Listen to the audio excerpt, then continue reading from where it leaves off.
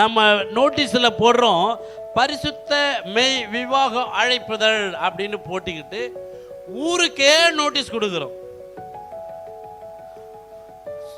முட்டு சந்தெல்லாம் விட்டு வைக்காத அளவுக்கு கார்ல போறோம், பஸ்ல போறோம், ட்ரெயின்ல போறோம், இல்ல மணி ஆர்டர் டெலி போஸ்டல் பண்றோம், வாட்ஸ்அப்ல அனுப்புறோம், எப்படியோ போய் சேர்க்க வேண்டியதெல்லாம் சேர்க்கிறோம். எதுக்குன்னா நம்முடைய வீட்டாருக்கு வாழ்த்து சொல்வதற்கு, நம்முடைய சொந்த பந்தங்கள், நம்முடைய உறவுகள், நம்மோடு உடன் பிறந்தவர்கள், நம்முடைய சிநேகிதர்கள், நம்முடைய எல்லா நட்பு சூழ வருகை தந்து எங்கள் பிள்ளைகளை ஆசீர்வதிக்க அழைப்பு கொடுக்கிறோம்ல.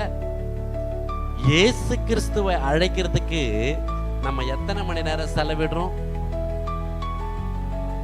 எப்போ கல்யாண பேச்சு ஆரம்பிக்கிறோமோ நம்ம அதுல இருந்து ஜபத்தை விட்டுருவோமா? கரெக்ட் தானே? காலையில பரபரப்பாக அடுப்பு கிடக்கிறது, அதே அந்த சன்னா கவர் எடுத்து போலீஸ் கவர் ஒண்ணுமே இருக்காது. காலைல 10 மணிக்கு கிளம்பி கிடக்கிறது ஓடி போயிட்டு சாயங்காலம் 4 மணிக்கு மறுபடியும் கிடக்கிறது.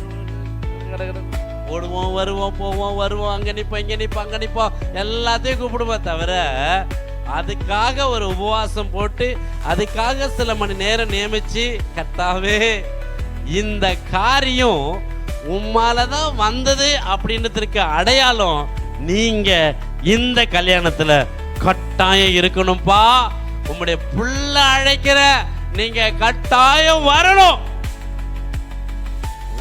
அழைப்பு கொடுக்கணும்ல, அழைக்கணுங்க. அழைக்கலன்னா பிரச்சனை மாறாது. அழைக்கலன்னா இயேசு கிறிஸ்துவ நமக்கு அழைப்பு கொடுக்கலன்னா நம்முடைய இல்லத்துக்கு, நம்முடைய உள்ளத்துக்கு, நம்முடைய நிகழ்வுக்கு அவருக்கு அழைப்பு கொடுக்கலன்னா குறைவுகள் மாறவே மாறாது. அந்த இடத்துல 100கணக்கான பேர் வந்து போகலாம், 1000கணக்கான பேர் வந்து சாப்பிட்டு போகலாம், லட்சக்கணக்கான பேர் வந்து உங்களுக்கு பரிசு பொருளை கொடுக்கலாம்.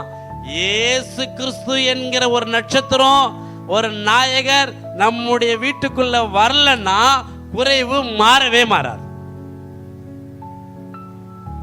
அழைக்கணும், அழைக்கணும், அழைக்க தெரியணும். அழைக்க தெரியலன்னா என்ன பண்ணிடுவோம்? நம்ம உடனே பிஸி ஆயிடுவோம், உடனே பல இடங்களுக்கு போறதுக்கு திட்டமிடுவோம், இயேசு கிறிஸ்துவை கூப்பிட மறந்துடுவோம். நம்முடைய வீட்டுக்கு கர்த்தராகிய இயேசுவை அழைக்க தெரியணும். யோவான் 2வது அதிகாரம் 2வது வசனத்தை பாருங்க. அந்த கல்யாணத்துக்கு அழைக்கப்பட்டிருந்தார்கள். திராட்சை குறைவுபட்ட போது, திராட்சரசம் குறைவுபட்ட போது, போதும் போதும் போதும் போதும். இயேசுவும் அவருடைய சீஷரும் அழைக்கப்பட்டார்கள் அப்படின்றது நல்லா கவனிங்கய்யா. நம்முடைய வாழ்க்கையில, நம்முடைய குடும்பத்துல, நம்முடைய வீட்டின் நிகழ்வுகளில் இயேசு கிறிஸ்து கட்டாயம் அழைக்கப்படணும். நம்முடைய வீட்டிற்கு கர்த்தராகிய இயேசு கிறிஸ்துவை அழைக்கிறதுக்கு நாம சித்தமுள்ளவர்களாய், அதற்கு தகுதி உள்ளவர்களாய் கட்டாயம் இருக்கணும்.